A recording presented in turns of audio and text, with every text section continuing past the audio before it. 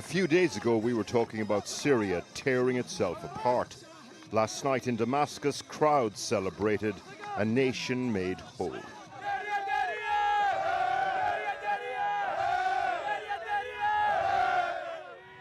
The deal between the commander of the Kurdish-led Syrian Defense Forces and President Ahmed al-Shara unifies Syria, geographically at least.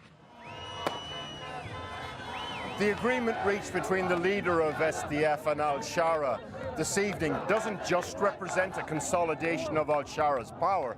It represents something much more, especially to the people here in this square. For them, it represents the reunification of Syria. Did you want to talk to me? All the parts of the body, they're reconnected to reach the full body of Syria. Today we can say that Syria became a full body.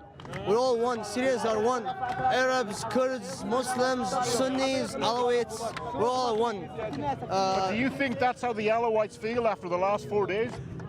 Most Alawites feel the same way, but some of those Assad regime people who actually killed Alawites. The US-backed SDF controls a swathe of northeast Syria, the autonomous Kurdish region known as Rojava. This deal brings it under Syria's flag. The implications profound. The SDF will hand over control of border posts and airports. But crucially, Damascus will now also have access to some of the revenue from its oil and gas fields in the area. The SDF has been supported by the United States since 2018 to beat back ISIS. The SDF runs the camps and prisons, holding thousands of fighters and families, including dozens of British people. They will now come under the control of the combined Syrian force. On the streets of Qamishli, with its large Kurdish population, these were the scenes. What do Kurds get from the deal? Well, for one thing, tens of thousands of them in the northeast will be granted citizenship.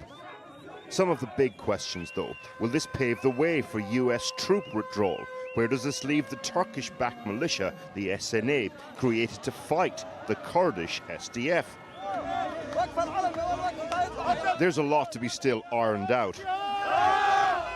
But after a week of the worst sectarian violence in Syria in recent times, for people here, the deal means more Syrians can come together and get more of a say in how their countries run.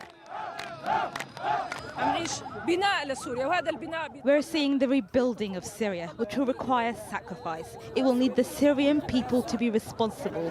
There might be recent mistakes or uncertainty from the government, but it's the people who need to do the work.